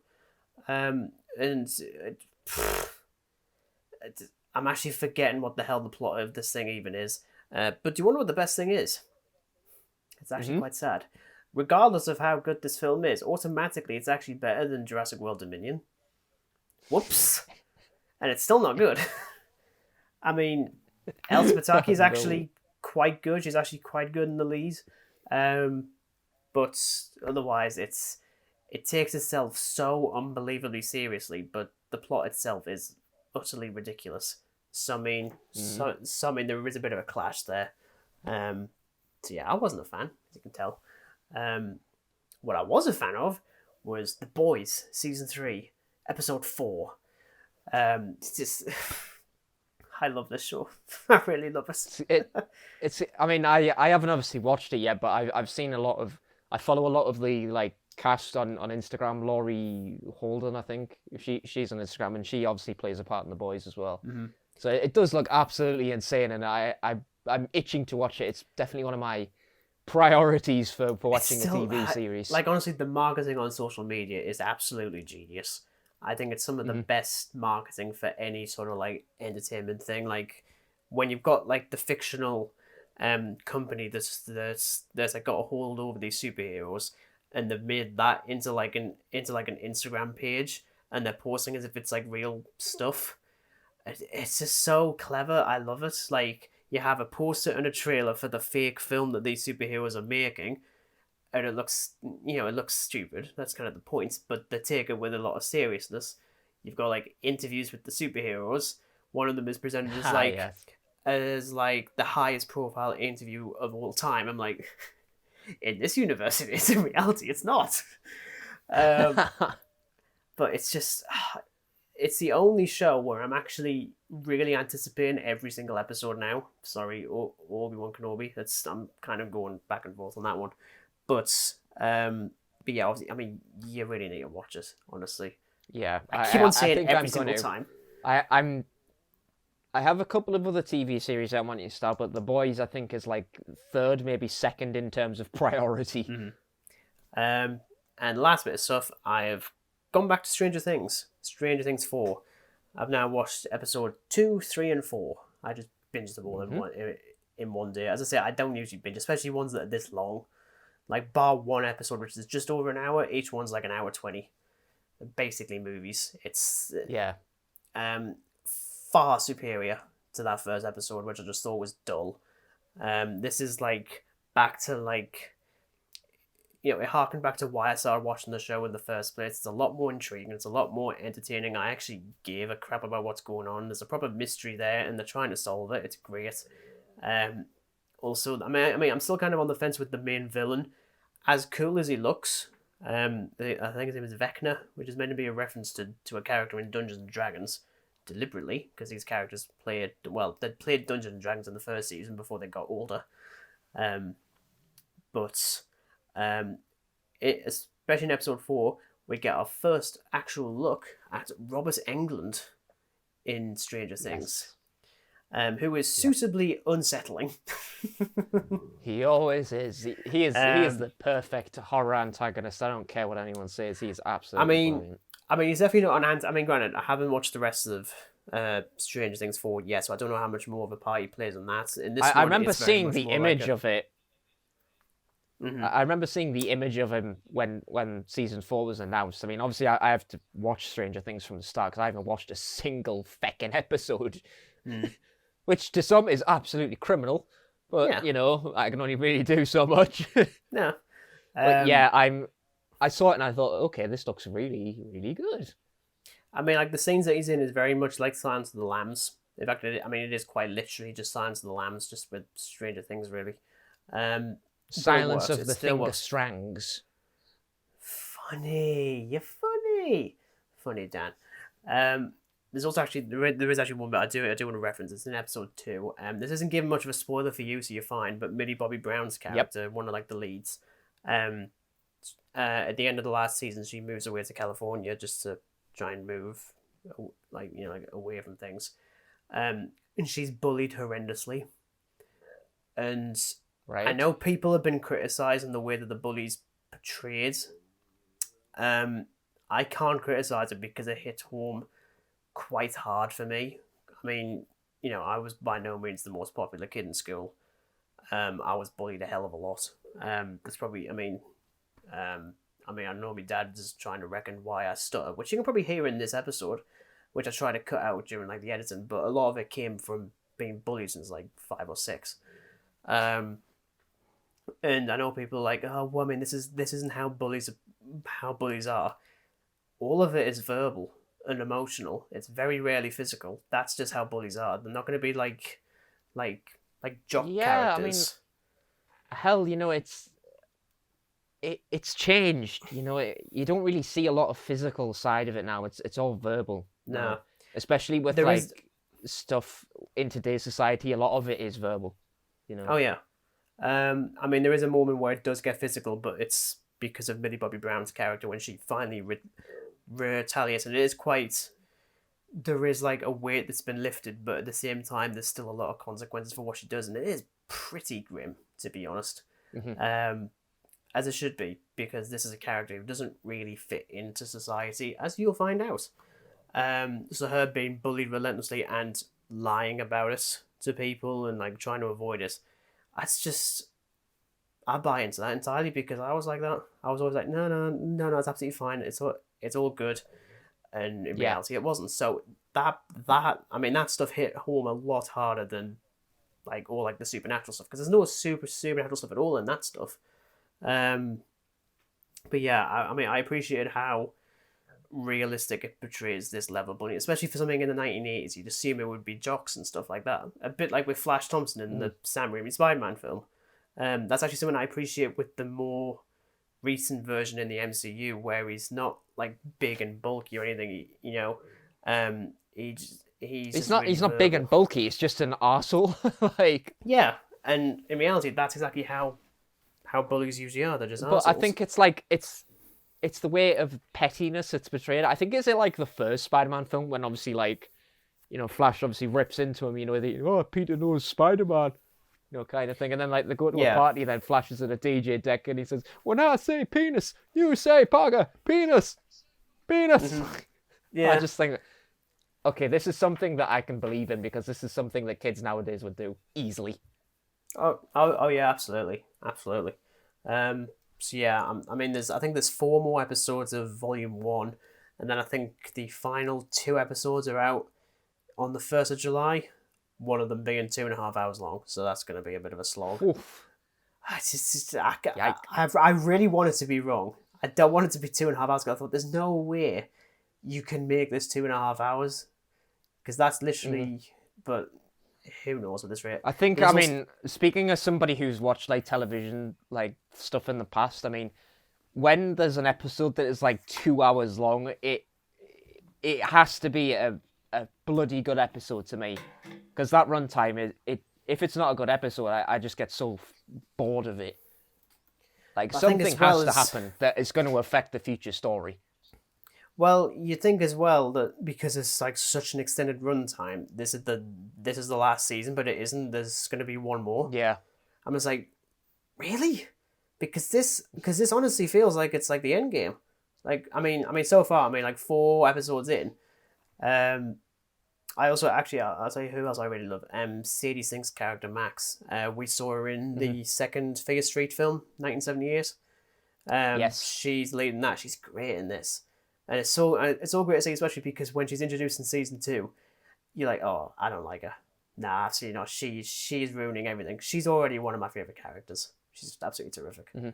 And and still looks her age. Unlike, say, someone like Finn Wolfhard, who I'm like, are you 16? Are you 17? Are you in your 20s? I can't tell. It's a little bit unsettling. Are you actually a Stranger Thing? Yeah, but I mean, speaking with the runtime, I think maybe because it's like obviously, it's been confirmed that this isn't going to be like the last season, but I just hope like by the time I get to watching it, it doesn't become Snyder things where we have like, really, really long episodes that don't need to be really, really long. Yeah, because you think if they're going to be having this much time per episode, they're clearly thinking, okay, we need to wrap it up. It's a bit like with, I don't know, something like Game of Thrones in their final season. As far as I know, they like extended a lot of it. But I don't know, I didn't watch Game of Thrones, as you can tell. I think I watched most of it. I didn't think I finished it. I watched the first season, that was about it. My girlfriend's mum watched the entire season, and the entire show, and I was like, you are the last person I would have thought who would actually watch Game of Thrones. But she apparently liked it, so I probably won't. But yes, that is my watch list. Now we're going to get into the main discussion, which we're finally getting to. As I say, a lot of this stuff is going to be edited out because of technical issues. It's really starting to extend it again. You know what? I miss doing podcasts in person. Your regular real podcaster scheduling will return normal very soon. I didn't even get that correct. I butchered that up. Oh, it's absolutely fine. This is what it's like. I can cut that out as well. I can cut any of this out. Your regular real podcaster will return to his regular... Oh, fuck's sake, I give up. Let's just move on. Moving on. Let's talk about Jurassic Park. It's Jurassic Let's go back. Park. It's a massive massive park. What could possibly go wrong? Which comedian sings that? I want to know who it is. I can't remember his name. I can't remember his name, but oh my god, it was so bloody funny. I laughed so hard that I'm like, oh, you've got it so well. I love that. I know it's Unlock the Week. Anyway, tangents. Yes, we are talking about the previous 5 Jurassic Park films. I guess it's a little bit of a retrospective, probably not nearly as in much detail as the previous ones that we've done. We're just going to talk about like where we've been with the franchise, what's our most memorable stuff, where we think it's going. How much of the history of the franchise are you aware of? I mean, I'm pretty much up to date with it. I've just got to watch this new and smutty entry. You might like it. That's absolutely possible. Yep. But yeah, looking at the behind the scenes of that original film, and it's kind of funny how Steven Spielberg caught winds of the author Michael Crichton writing the book, hadn't even finished it yet, and was like, I want to make the film version of that, just immediately. And I think I think Universal won the rights to the book in 1990, again, before the book was actually released. And then the film was released in 1993 and was an absolute smash hit. As we said before, it's an absolute masterpiece of a film. It was actually, so when Universal won the bidding rights, they also hired Crichton for $500,000 to adapt the book into a film, and the rest is history. And a similar thing would happen with The Lost World as well. Difference being is that Universal told Crichton to write the book because he didn't want to. And as far as I know, the book and the film are quite different. I haven't read any of the books, to be honest. I don't think I've actually read any Michael Crichton novel. I've seen some of the adaptations, like something like Westworld released the film I quite liked. Yeah, so when did you first see Jurassic Park then? I imagine very young. The first one was definitely as a kid. I mean, I'm assuming this was what it was like for you as well. It was one of those films that you kind of just watched as a family. I mean, in my household anyway. We just watched it as a family, but I think I must have watched it easily like over 20 odd times over the years of my existence. And there is a lot of you. I distinctly remember the scene where the T-Rex breaks out of the enclosure. And as a kid, Absolutely. that terrifies you. You know, it's like, oh, God, this terror. Yeah. But it's still such a favourite film. I mean, I, I, I think I need to like rewatch the entirety of Jurassic Park and Jurassic World again just to probably revisit it. Well, it's much needed revisiting, to be honest, because I haven't watched them in years. But Jurassic Park is always going to be my favourite one. You know, I've loved it since I was a kid. And behind the scenes of it is just as fascinating. I mean, the thing that I just found super, super cool was the characters that play. Oh God, it's gonna kill me. Who I can't.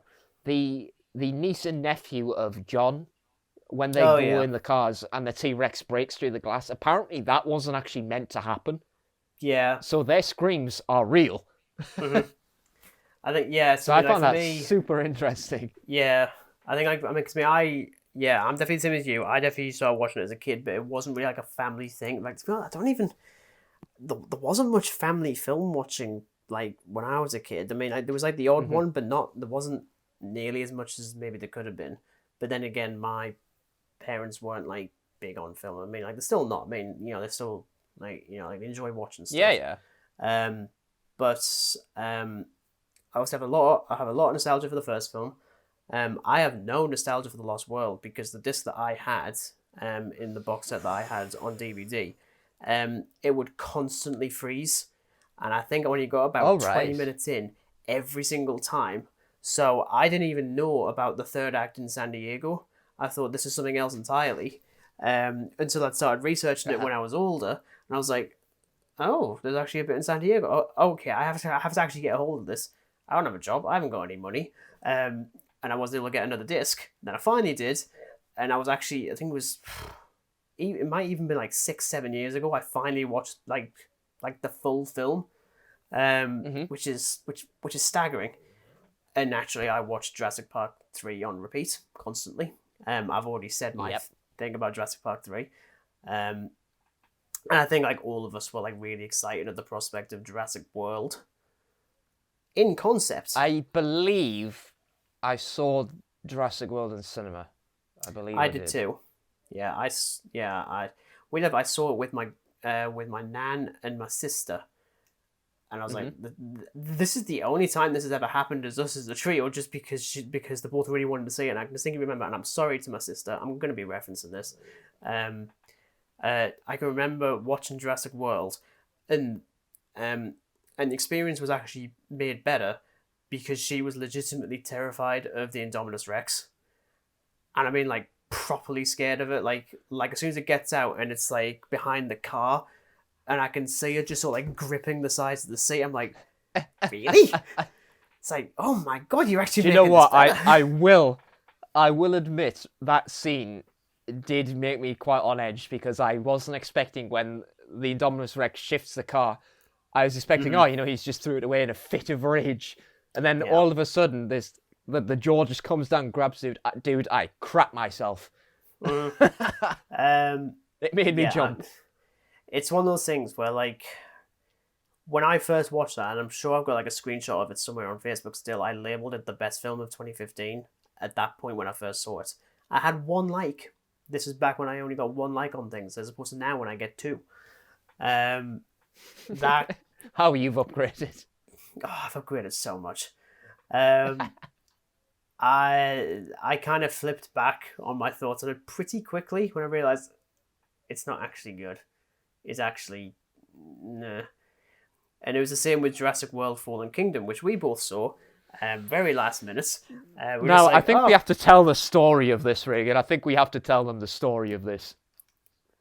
Yeah, so... I mean, I've probably mentioned before, but, I'll do it again anyway. So yeah. Oh yeah, nothing like a bit of real podcasters nostalgia, No, of course. It's obviously me and Dan were at college together. And at the end of the first year, because the course we were doing had short films and stuff like that on, the college had the audacity to be like, okay, we're going to get in touch with a local cinema close to us called the Gala Cinema, and was like, why don't we put the films on there, and we're going to have a screening of it. Granted, it's just with the other students. It's not with random people outside. Feckin' might as well have been. And I can just remember sinking lower and lower into the sea. I was like, oh no, our film's playing. Oh no, no, no. Which, to be honest, this isn't one that me and Dan worked on. It was actually the one the year after, which was far superior. And then we went to Weatherspoons across the road with, it was like me and you and my girlfriend. And then we'd seen, oh yeah, Jurassic World's on. I can't subject my girlfriend to this. Dan, but you can subject Dan to it. Yeah.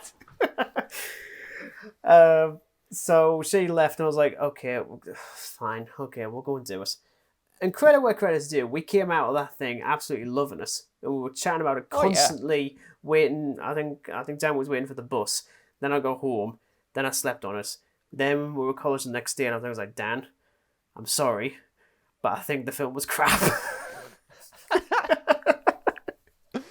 And you know what? I had the same bloody opinion. I was like, that really wasn't a good film, was it? And you know what it is, right? There are, even with Dominion, right? There are aspects of these films that I do actually quite like. Like there's a scene in Jurassic World. I think that there's no doubt about that whatsoever. But yeah, it just seems to be that there's more negatives to it than positives. It kind of infuriates me because I love dinosaurs. Well, I think because it misses the whole point of Jurassic Park as a thing. And it's like, oh yeah, well, I mean, we should keep on doing these because people like dinosaurs. But that isn't...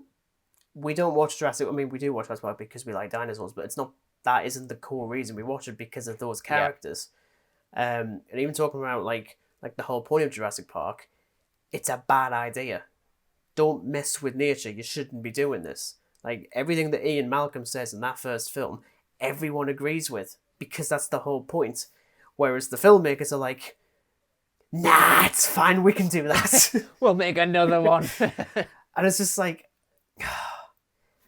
I can't buy the idea that they'd make Jurassic World, like the theme park, after all the tragedy and the horror of the previous stories. And I'm just like, who's going to be like, yeah, it's fine. Oh, yeah, we can move past that. It's okay. We'll just sweep the disaster under the rug. It'll be fine. And it's the fact that everyone is siding with Ian Malcolm. The entire audience is siding with Ian Malcolm, and now we're following characters that are just the exact opposite of that. And I'm like, I can't do that. I can't. And you know, there's that one scene in Jurassic World, which I always love, and it's when Irfan Khan's character is talking to Dr. Henry Wu about how they've made the Indominus Rex, and he's talking about how I didn't ask you to make monsters. I'm like, yeah, you did. Nothing in Jurassic World is natural. We've always put in some, and I was like, I remember sitting in the cinema thinking, that is such a genius idea, because these things have never been scientifically accurate, and they shouldn't be, because no one wants a velociraptor the size of a turkey. No one wants a T-Rex that is fluffy and covered in feathers. No one wants a Spinosaurus that is actually a quadruped instead of a biped, which I really, really hate. Sorry. Sorry, history. Damn you, Sorry, history. Jurassic Park did it better. I can't believe I just said that. But that's a great scene. There's a lot of stuff in Fallen Kingdom that I actually quite like. I think the direction is amazing. I think it's one of the best looking ones in the entire franchise. But do we also mention the saddest scene ever as well?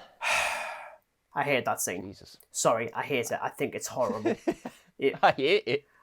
Well, I'm assuming... You know, as a horror fan, watching some person get mutilated is acceptable to me, but some poor Vegisaurus left on an island... Yeah. Dude, that thing crushed me. You know what it is? I felt something until it did the pose that it did in Jurassic Park. I'm like, oh, screw you. You have completely missed the point. Screw you. Damn you. But, you know, again, I'm trying not to reveal too much from Dominion. Obviously, that is by no means my favourite Jurassic Park film. It's like yours. It's the original, because it can't be any other one. It's the only franchise that I can think of, and we're going to circle back to this in a little bit, but it's the only franchise I can think of where each film after it is worse than the previous. So you've got Jurassic Park, the best. Lost World, not nearly as good. Jurassic Park 3, not nearly as good. Jurassic World, it's not good. Fallen Kingdom, it's crap. Dominion, shouldn't exist. I cannot wait for Jurassic Park 7. Jurassic Park 7. But it is. The new one is the 6th one.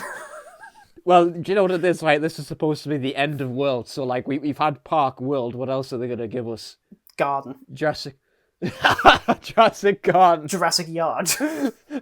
Jurassic Shed. Jurassic Courtyard. It's just like a bunch of InGen employees like trying to get like a Brachiosaurus to play with a basketball.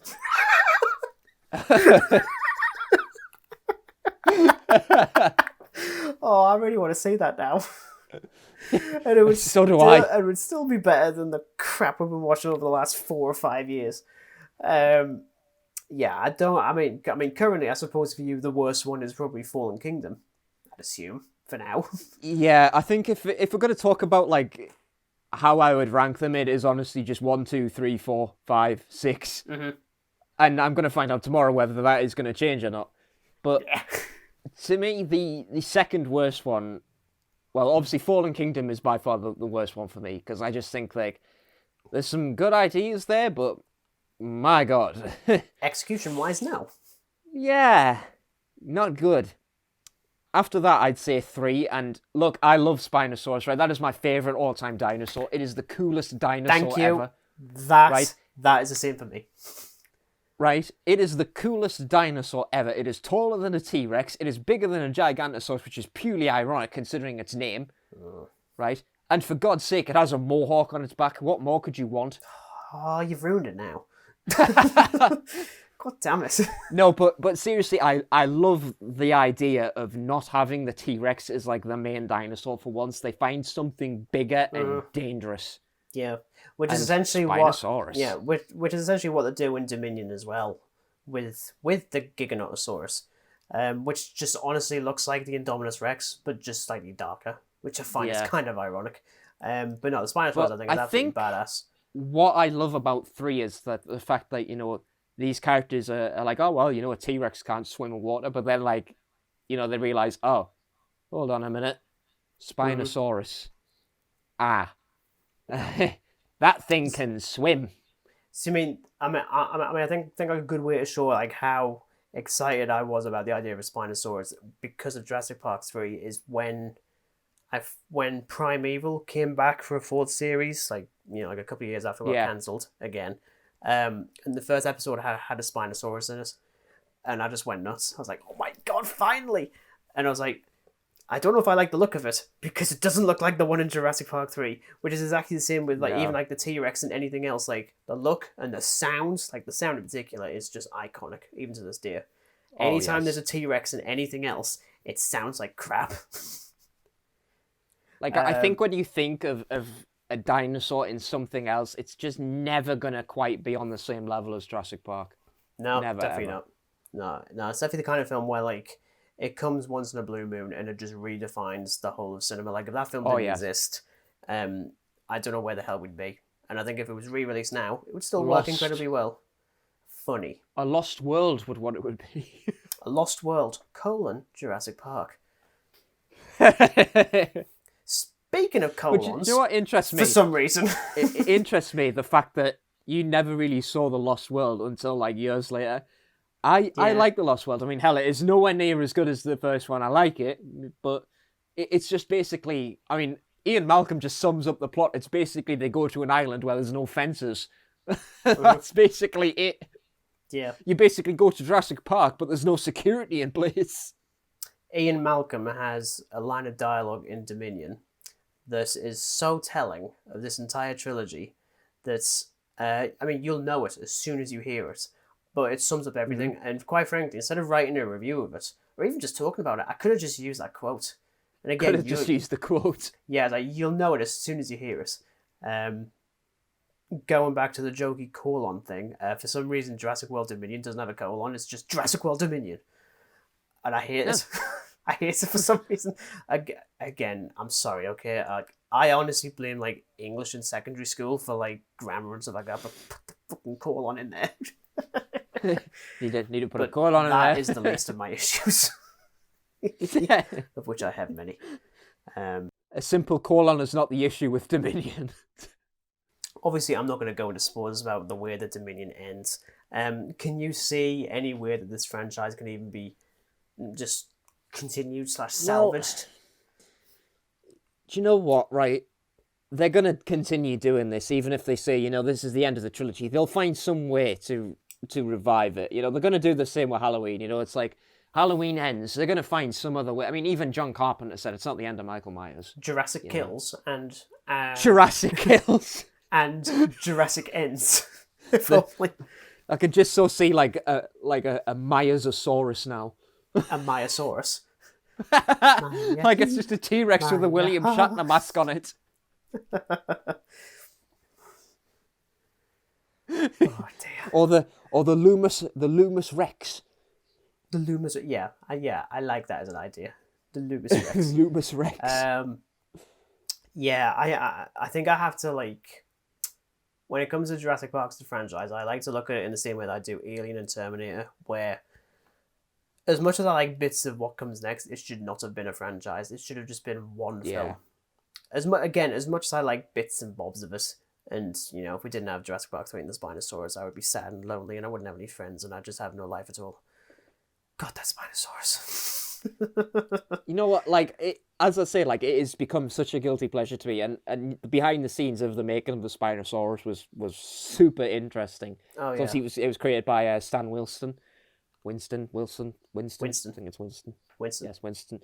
So seeing that being made, I mean, hell, even the scene with the plane, not the Alan bit when it obviously crashes into the jungle and the cockpit is ripped off by the Spino, and it does the roar. Oh my god, it was like. Yeah. You know, this is good. Yeah, I mean, it is a very disposable film, and it is like the classic kind of like disposable Hollywood thing that we still get occasionally. But at the same time, I don't think we're going to get a film like Jurassic Park 3 again, where it's just 90 minutes of running around with dinosaurs. It's definitely the first. I mean, instance... hell, do you know the bit that still makes me chuckle so much? Is it the bit? Is when they're all hugging and it's all loving, and then they hate the phone, and the Spinosaurus is just sat there all casually, just like, oh hi, hello. He's stood there, and then Alan just goes, run. I do like the fact how like the Spinosaurus is panting so hard, as if it's just like lumbered through the trees, like finally, I'm back in action. He had to have a puff of his. You had to have a puff of his inhaler, you know. I honestly might have to change like my wallpaper on like my laptop or my tablet to just that shot of the Spinosaurus, just so like sat there, just like watching them, because I just love that other shot. It just looks so funny. It is. It's just the fact this carnivorous beast has the opportunity just to eat them, and then all you hear is that little jingle, and they look at it, and the Spino's just like. Hello. Hi. Ari. Hello there. It literally does an Obi-Wan Kenobi. It's like, hello there. Yeah. I mean, I didn't want to end it on like a sad note, because again, I do absolutely love Jurassic Park, but you know, we'll definitely delve more into it next week again. Once Dan has watched Dominion. That is a story for another week, as in next week, because that's how it works. That is how time works. Once again, thank you very much for sitting through this, or standing through it, depending on how the hell you listen to this sort of thing. Apologies if it sounds a little bit hectic in places. We've had like 3 or 4 different collapses of the internet. I think collapse is an understatement, quite frankly. Yeah. So it's there. So that's actually going to be interesting to edit. That'll be quite fun. Oh, yeah. But yes, thank you very much for listening, and well, we will see you next week, everyone. Take care.